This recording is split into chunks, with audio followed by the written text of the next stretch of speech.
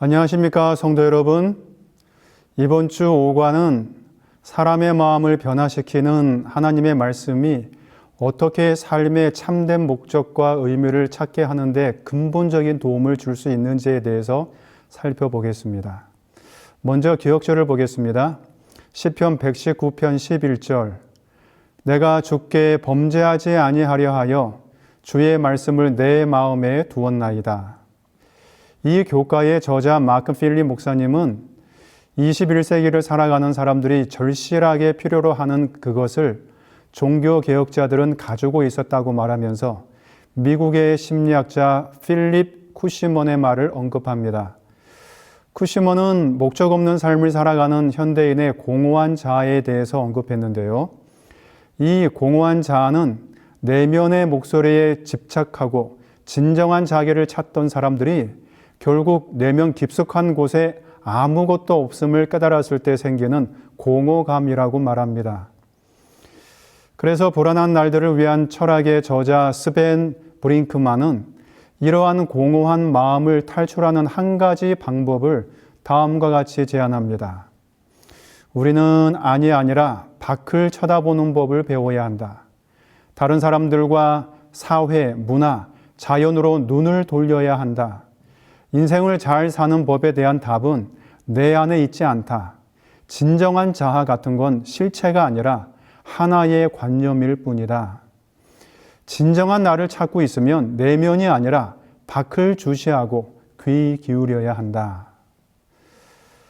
오늘날 많은 현대인들은 너무나 자주 자신만이 만들어 놓은 내면의 세계에 매몰되어 있습니다. 그래도 내면의 세계에서 자신의 정체성을 찾으면 다행인데 불행하게도 거기에는 아무것도 없다는 사실에 더 공허함을 느낍니다. 따라서 그들의 신념은 너무나도 얄팍합니다. 그들이 진정으로 중요하게 생각하는 문제는 거의 없고 목숨을 걸 만한 가치 있는 일도 별로 없기 때문에 살아야 하는 이유도 빈약합니다. 하지만 종교개혁자들은 달랐습니다. 그들에게는 살아가야 할 분명한 이유와 분명한 목적이 있었습니다. 그들은 브링크만이 이야기한 대로 자신을 보지 않고 밖을 바라보았습니다. 자신들을 창조하신 하나님을 바라보았습니다. 그리고 그분께서 주신 말씀을 보며 그것을 굳게 믿었습니다. 참된 힘은 내부로부터 오는 것이 아니라 외부로부터 옵니다. 참된 진리를 알고 하나님의 뜻을 아는 것은 말씀을 전하신 영께서 빛을 비춰주실 때에만 가능합니다. 이것을 교회 증언 5권 703쪽에서 화인 여사는 다음과 같이 말하고 있습니다. 이 땅에서 살아가는 동안 하나님의 백성에게 진리가 낱낱이 전해지는 것이 그분의 뜻이다. 그러한 지식을 쌓을 방법은 하나뿐이다. 말씀을 전하신 영께서 빛을 비춰주실 때만 하나님의 말씀을 이해할 수 있다. 종교개혁자들이 싸웠던 대쟁투는 아직 끝나지 않았습니다. 우리는 그들이 싸우던 전쟁을 이어받아 싸우도록 부름을 받았습니다. 우리도 이 싸움에서 패하지 않고 승리하려면 위로부터 오는 성령의 능력과 그분의 말씀을 받아야 합니다. 오늘 기억절의 말씀처럼 말입니다. 시편 119편 11절에 내가 주께 범죄하지 아니하려 하여 주의 말씀을 내 마음에 두었나이다.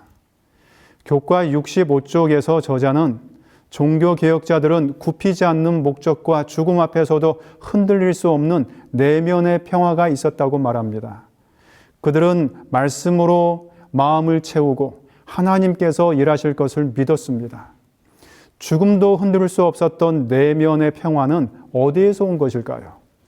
요한복음 14장 27절에서 예수님은 평안을 너희에게 끼치노니 곧 나의 평안을 너희에게 주노라고 말씀하십니다. 우리의 마음속에 있는 평안까지도 밖에서부터 오는 것입니다. 위로부터 오는 것입니다. 위로부터 오는 평안과 말씀을 우리의 마음에 받아 그 힘으로 승리하는 하나님의 자녀가 되기를 바랍니다. 일요일 교과입니다. 종교개혁자들이 중세의 암흑기에 그 어두움을 몰아내기 위해서 외쳤던 5가지의 구호가 있습니다. 첫째는 오직 성경, 솔라 스크립투라입니다. 진리 유무를 판별하는 유일한 권위는 성경 말씀뿐이라는 믿음입니다. 둘째는 오직 그리스도, 솔루스 크리스투스입니다. 구원은 다른 어떤 수단이나 어떤 방법이 아닌 오직 예수 그리스도의 십자가 공로로만 가능하다는 믿음입니다. 셋째는 오직 은혜, 솔라 그라시아입니다. 구원은 인간의 어떤 조건과 상관없이 오직 하나님의 전적인 은혜로만 이루어진다는 믿음입니다. 넷째, 오직 믿음, 솔라 피데입니다. 오직 믿음을 통해서만 구원에 이른다는 확신입니다. 마지막 다섯째는 오직 주께만 영광, 솔리 데오 글로리아입니다. 구원받은 자는 무엇을 하든지 오로지 하나님의 영광만을 구해야 한다는 믿음, 바로 그 믿음을 붙들고 외쳤던 것입니다. 이 다섯 가지 가운데 종교개혁자들의 마음속에 신앙의 근본이며 가르침의 본질은 단연 성경, 하나님의 말씀이었습니다.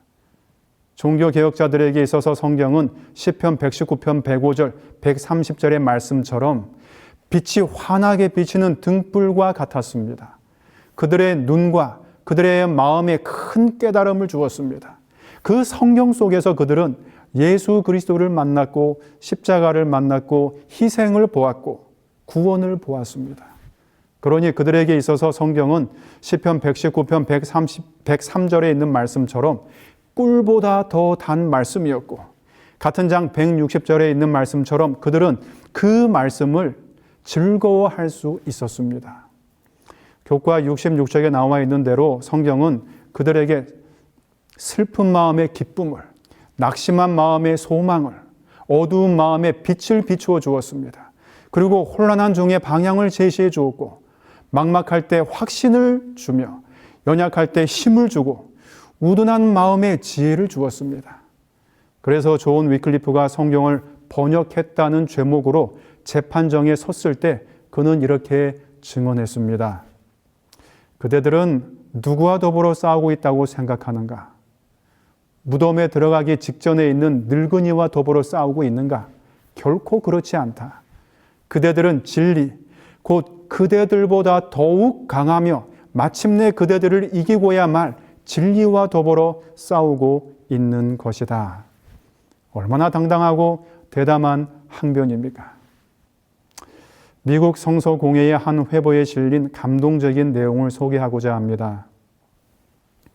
서울에서 80km 떨어진 곳에 살았던 김빈림 씨와 그 가족에 대한 이야기인데 그들은 성경도 없이 신앙생활을 하던 그리스도인이었습니다. 그곳에서 가장 가까운 교회는 산 저편에 있었습니다. 어느 날 성서공회 직원이 산 너머 시골 교회를 방문할 계획이라는 소식을 전해왔습니다. 산골짜기의 농부들에게는 현금이 귀했기 때문에 성서공회에서는 현금 대신 농작물을 받고 성경을 판다고 광고했습니다. 신구약 성경 한 권에 쌀 몇 말, 신약 성경 한 권에 닭 한 마리, 쪽복음 한 권에 계란 한 줄 하는 식이었습니다. 드디어 예정된 어느 날 그 시골 교회는 사람들로 혼잡을 이루었습니다. 닭이며 콩이며 곡식을 이고 온 사람이 비좁은 교회당 안으로 비집고 들어가려고 야단들이었습니다. 밖에는 눈보라가 산과 들을 온통 휩쓸고 있었습니다. 고대어 사람들은 쌀과 콩과 닭과 계란을 주고 성경을 샀습니다. 성경을 손에 쥐고 기쁨이 넘치게 된 신자들은 소리를 죽여가며 말씀을 읽었습니다. 그때 갑자기 문이 휙 소리를 내더니 활짝 열렸습니다. 한 차례 세찬 바람이 교회 안으로 몰려들었는데 그 바람을 쫓아 조그마한 눈사람 하나가 터벅터벅 걸어 들어왔습니다. 순간 침묵이 흘렀습니다. 누군가가 나가서 문을 닫았고 어떤 사람들은 이 이상한 나그네의 옷에서 눈을 털어주기 시작했습니다. 눈을 털어주고 보니 12살가량의 소년이었습니다. 어깨에는 2개의 콩자루를 메고 있었습니다. 어린 소년의 뺨은 얼음같이 찬 날씨에도 불구하고 분홍빛으로 뽀얗게 타고 있었습니다. 그 소녀는 당당한 걸음으로 앞쪽을 향해서 걸어 나왔습니다. 성서 공예 직원이 그 소년의 이름을 물었습니다. 그 소년은 김빈름입니다 라고 말을 하였습니다. 여기서 40올이 떨어진 저 산 너머 동네에서 왔습니다. 쌀이나 콩을 받고 성경을 판다고 해서 성경을 사러 왔습니다. 한 권 살 수 있습니까? 사람들은 이 소년의 말을 손뜻 알아채기가 어려웠습니다. 눈보라가 치는 가운데 40오리의 눈 덮인 산길을 12살의 소년이 걸어왔다는 것입니다. 김빈림 군, 참 잘 왔네. 그런데 왜 아버님께서 오시지 않았는가? 하고 성경의 직원이 물었습니다. 아버님은 집을 떠날 수가 없습니다. 가축들이 몇 마리 있는데 날씨가 이렇게 좋지 않을 때는 아버님이 돌봐야 합니다.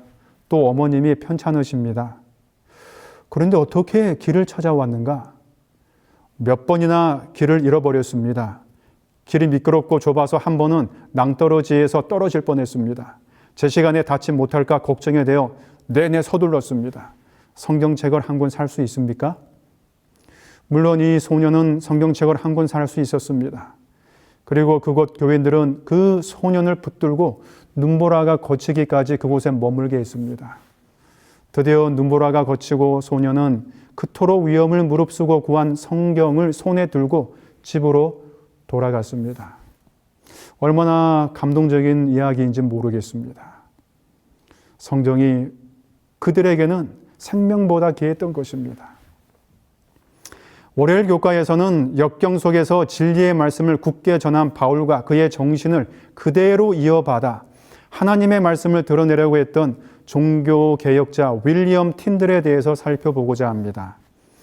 사탄은 하나님의 말씀을 약화시키기 위해 몇 가지 전략을 사용해 왔습니다. 그 전략들 중 하나가 성경을 인간의 해석과 전통에 의존하게 만드는 것이었습니다. 이 전략은 구약과 제2성전 시기, 우리가 말하는 중간기에 하나님의 백성들 사이에서 일어났습니다. 그래서 신약시대에 예수님을 메시아로 받아들이는데 어려움을 겪었습니다. 이러한 사탄의 전략은 예수께서 마가복음 7장에서 말씀하신 것처럼 사람들이 하나님의 계명을 버리고 그리하여 하나님의 말씀을 폐하는 것, 그렇게 만드는 것이 사단의 전략이었습니다. 하지만 바울은 고린도후서 13장 8절에 나와 있는 것처럼 진리를 거슬려 아무것도 할 수 없고 오직 진리를 위할 뿐이라는 각오로 전하였습니다. 다시 말하면 고린도후서 4장 2절에서 말한 것처럼 하나님의 말씀을 혼잡하게 하지 아니하고 오직 진리를 나타내는 말만을 하였습니다. 사람의 전통이나 유전, 사회의 관습을 섞어 혼잡하게 하지 않고 말씀을 그대로를 나타내고자 힘썼던 것입니다. 이러한 정신을 그대로 이어받은 종교개혁자가 있었는데 바로 윌리엄 틴들이었습니다. 그는 정확하고 읽기 쉬운 성경 번역본을 만들기를 원했습니다.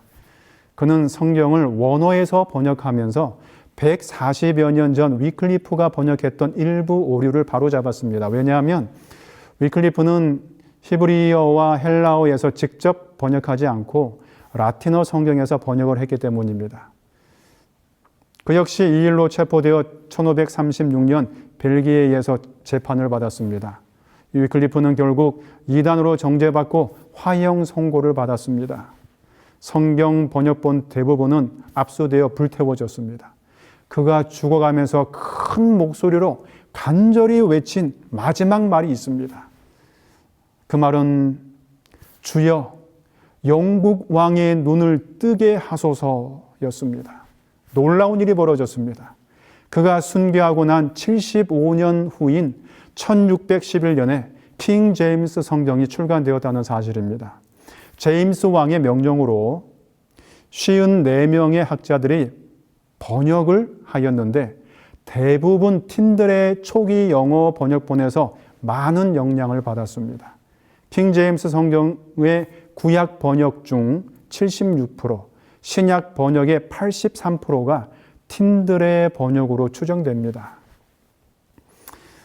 2011년에 출간 400주년을 맞았는데 이 성경은 인쇄본 10억 부라는 놀라운 기록을 달성했습니다. 이 성경은 전 세계 수천만 명의 사람들에게 영향을 끼치고 있습니다. 위클리프가 번역한 성경책을 더 이상 읽지 못하게 하려고 불태운 그 죄는 마치 순교자의 피가 또 다른 생명을 낳은 씨앗이 되었듯이 틴들에게 전해져서 수천, 아니 수억 부의 책을 낳게 하는 씨앗이 되었습니다. 화요일 교과는 성경을 어떻게 읽고 연구할 것인지에 대해서 살펴보겠습니다. 우리가 살펴본 대로 중세시대에는 마치 예수님 당시 서기관들과 바리새인들이 그랬던 것처럼 성경은 평범한 사람들이 해석하기에는 너무 신성하고 거룩하다고 생각했습니다. 그래서 사람들의 눈에서 성경을 숨기면서 하나님의 참된 성품과 진리를 이해하지 못하게 만들었습니다. 결과적으로 성경 진리의 부재는 끔찍한 결과를 초래했는데 하나님과 그분의 왕국, 구원의 길에 대한 권위와 통제권을 교회가 가지고 있다고 믿게 만들었습니다. 이러한 가르침으로 인해 교회는 고대 유대 지도자들처럼 다음과 같은 명령을 내렸습니다. 구원의 새로운 길은 행위로 얻어지는 것이므로 교회가 지시하는 일을 행하면 교회에 의해 그리고 교회를 통해 구원을 받는다고 가르쳤습니다. 그리하여 교회의 교리는 성례전의 준소로 바뀌었고 구원의 교리도 고행과 면죄부를 받아들이는 것으로 대치되었습니다.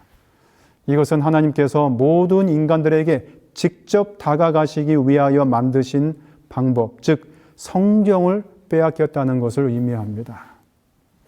이렇게 빼앗긴 성경을 되찾아오기 위하여 종교개혁자들이 일어선 것입니다. 그 중에 한 사람이 마틴 루터입니다. 유럽에서 종교개혁의 거대한 물결을 일으키는데 큰 역할을 했던 루터는 라틴어로 된 성경을 발견하고 한 구절 한 구절을 읽어 내려가면서 감탄을 연발했습니다. 그는 하나님 말씀의 능력과 명확함에 감탄했습니다. 그는 성경을 가린 전통을 걷어내자 진리가 성경의 매 장마다 튀어나오는 것을 경험했고 성령께서 자신을 인도하신다고 확신했습니다.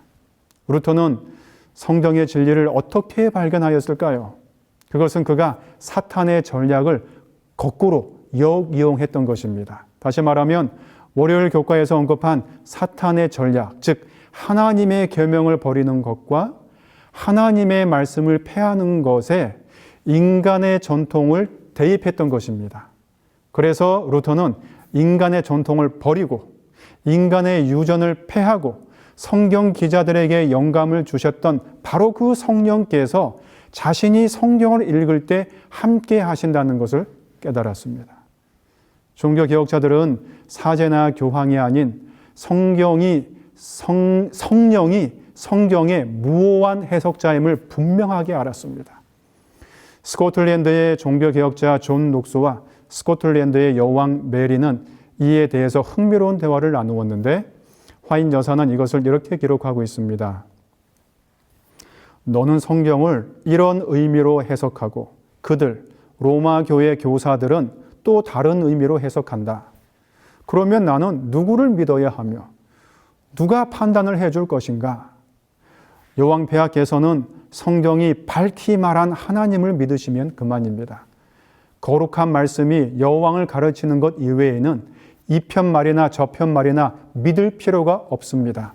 하나님의 말씀은 그 자체가 분명합니다.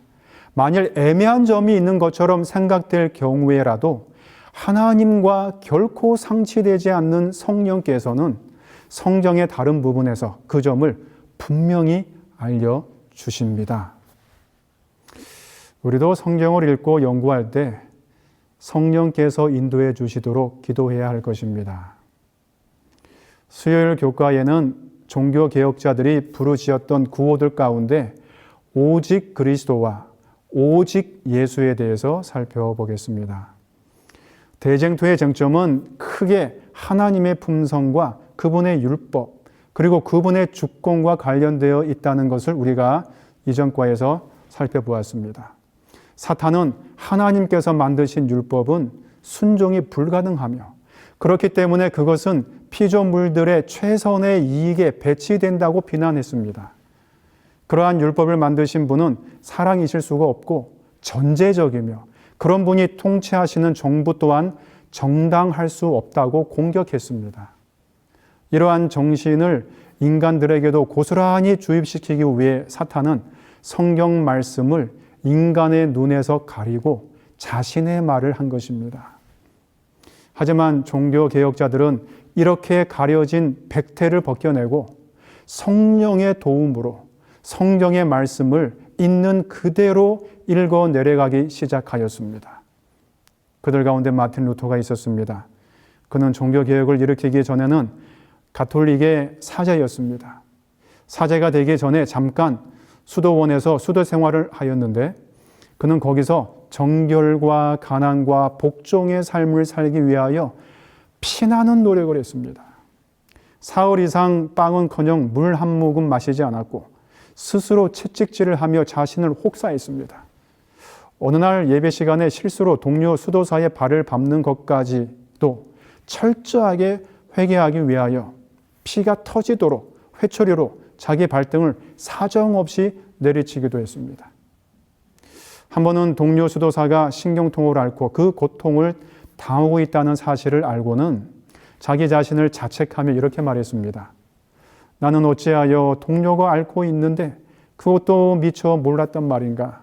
다른 사람에게 이처럼 무관심했다니 이 얼마나 큰 잘못인가 하고 탄식하며 회초리로 자기 몸을 30번이나 내려치기도 했습니다. 또 한 번은 루터가 스칼라 산타라고 불리우는 성스러운 계단을 방문했는데, 그 계단은 예수께서 빌라도에게 재판을 받기 위하여 올라가신 계단을 그대로 로마에 옮겨다 놓은 성지였습니다.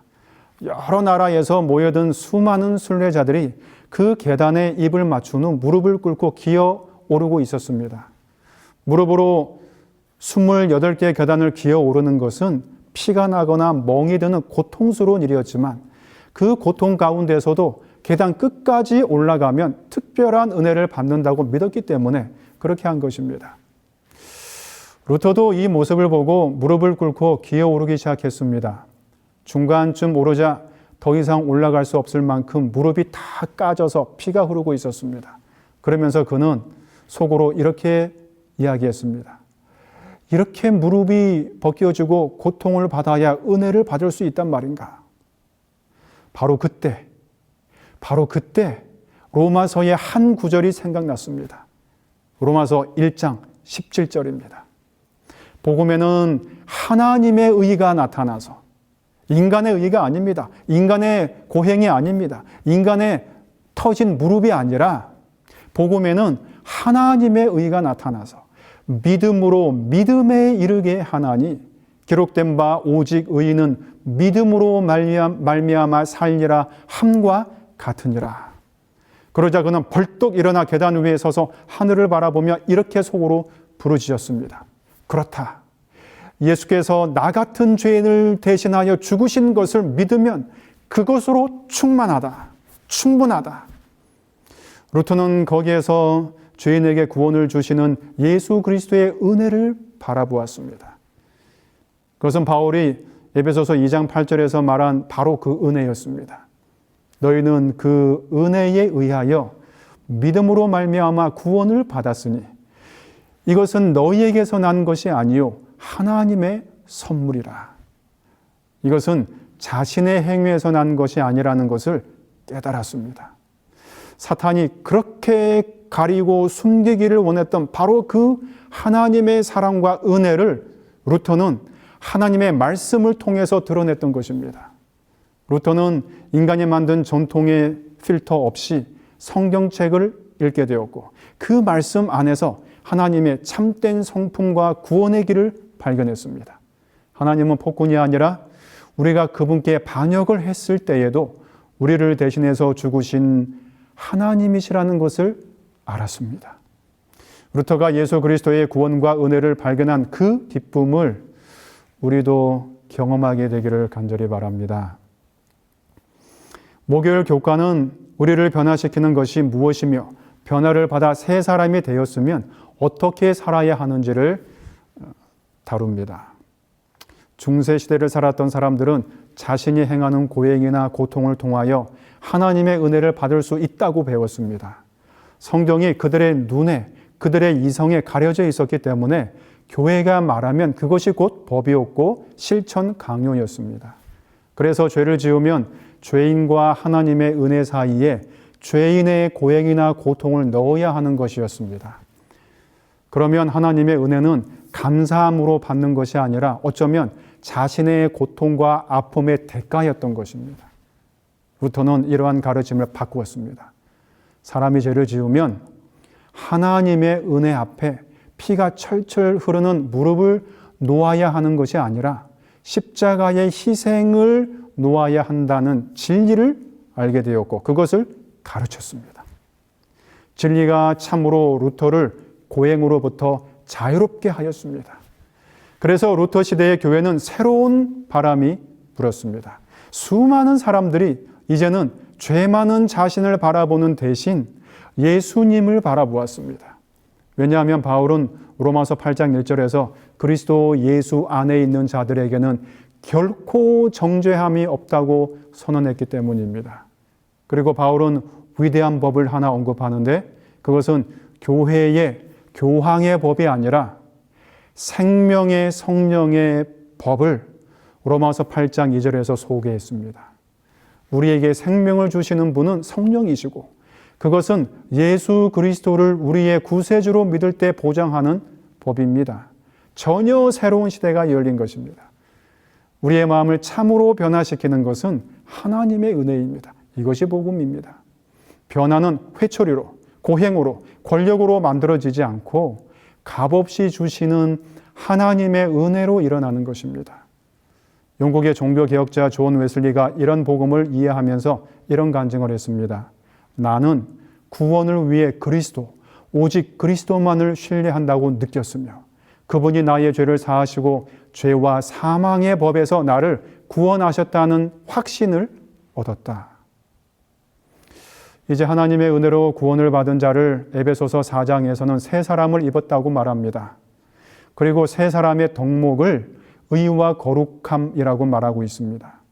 새 사람은 이제 자라가야 합니다.